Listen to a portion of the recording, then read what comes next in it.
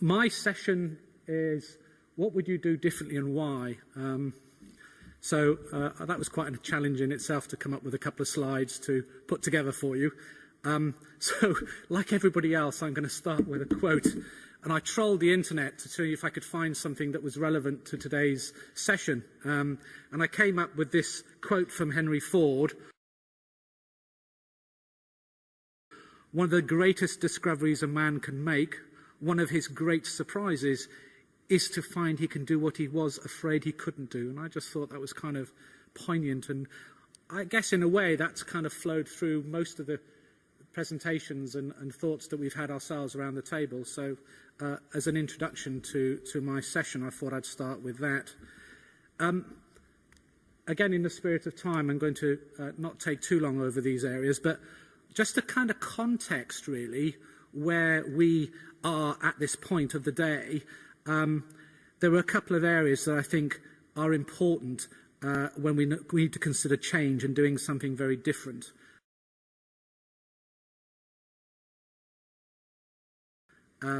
We've talked and we've had much debate about economic climate and the cost cuts and the difficulties that we're all facing. We've seen much about the political landscape and the influences it's having in our own parishes and areas. You guys know more than anybody about the impacts of Localism Act, and I guess there's some more further work to be done there. But for me, not being involved in parishes but living in a small village just on the outskirts of Peterborough, what I have seen firsthand is genuinely an increased community engagement. People do want to get involved. Sometimes for situations which perhaps impact on a village or an area negatively, but the fact is that they stand up and they will be counted and are willing to get involved. And I think as a collective group, we should take that and harness it and find ways to involve people more and create a broader cohort of people to help you and help the parishes develop and grow. So I think there is a time for change, and I think that's really important. And I found some research that shows that 70% of change initiatives tend to fail, which is quite a daunting statistic.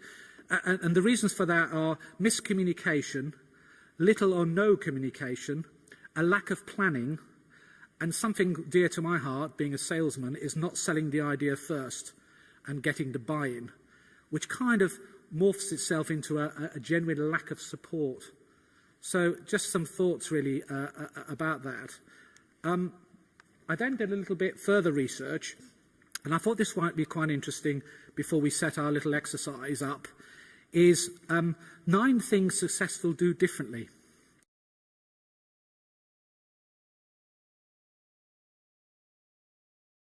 Now, I'm not going to go through them all. There's a list there for you to gaze through as I finish the slide. But it was produced by a Dr. Heidi Grant from Harvard Business School, not too long ago, actually. And she came up with this 9 ideas of what successful people do differently. As I say, I'm not going to go through them all, but they're quite interesting. I'll just pick 1 or 2. The first one says, get specific. And that's really about, when goal setting, be as specific as possible about what your output and outcomes are going to be, because that will help you, 1, to measure how you're doing, and also measure eventually the success of that particular project or goal. So I think that's quite important. I think the other one I thought was quite useful is know exactly how far you have to go. I think checking progress frequently is an important factor, and I don't think sometimes we get embroiled in the detail and we don't do that. So I think that's quite important. If you don't know how well you're doing, you can't adjust behaviour or the strategies accordingly to get back on track. So I think that's quite an important one. The other one I thought was a great one for me is have grit. It sounds really American, but it's actually true. Grit is a willingness to commit to long-term goals and to persist in the face of difficulty. That just sounds like what I've been hearing today about the parish councils. So you guys have got to have a bit more grit to get things done. And then I think the other one I quite like is don't tempt fate. No matter how strong your willpower or muscle becomes in these sort of projects, it's important to always respect the fact that it's limited, and if you overtax yourself, you'll run out of steam. So don't give up, or don't just bother, but don't is the word. So really it's about building your willpower, and don't tempt fate. So just some little thoughts there really about 9 things successful people do differently. I also was asked to have a little look at the I've lost the slide, don't worry. I was looking at examples of councils and parish councils around the country who do things differently.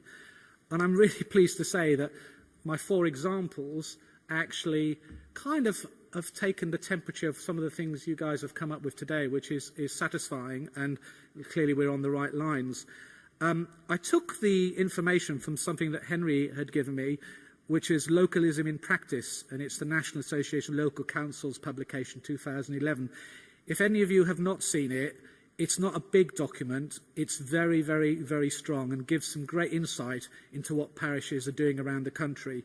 And it was introduced by Councillor Michael Charter, who's the National Association of Local Councils, and he advocated that councils should look at responding to the needs of the community, communicate well and engage properly with local people, and raise the profile and reputation of local councils and parishes to a wide-ranging audience. And I think that's absolutely some of the things you've come up with today, which is very gratifying. He also said local councils are being inventive, innovative and collaborative to overcome barriers and deliver solutions for local people. So again, I think that's quite important. So I just picked out a couple of examples from recent publications and to illustrate that. And although the slides are not up there, I'll just touch base because I think they'll resonate with some of the thoughts that you had. I picked one I called it Leveraging New Media, which is quite interesting.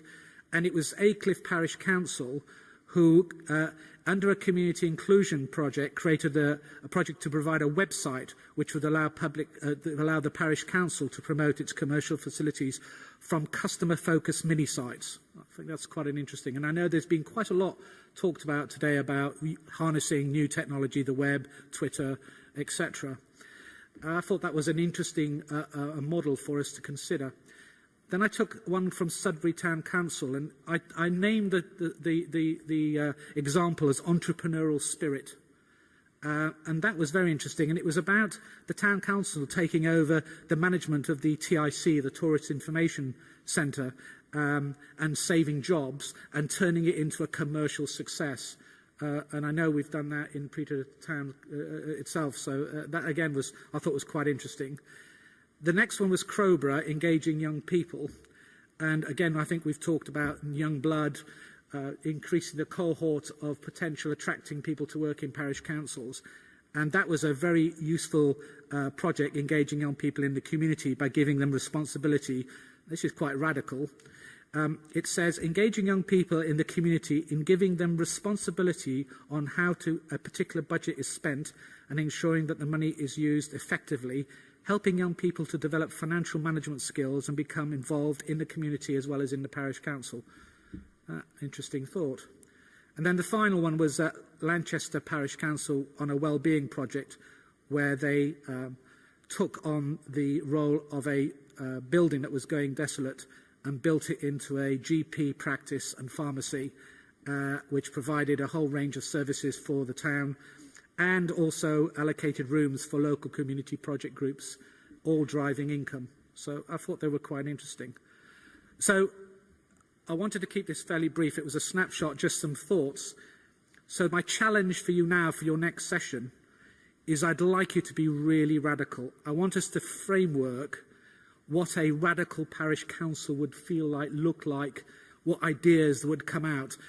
I guess today we've been quite uniformed and quite sensible in our thoughts about what needs to be done. This session really is that term outside the box, blue sky. I want you to think out of the box completely. Don't worry about costs, legalities, just let it blue sky. Just think of something, if you were in charge of the parish council and you wanted to be radical, absolutely different, what would it shape, would it take? So that's my challenge to you for the next session, is to really think about something different about what you do in your local parish that would make a difference. But it's got to be radical, it's got to be different. Quite a difficult one at the last session, but that's my challenge. So you have 25 minutes to think through and what you would do differently in your current parish. Thank you.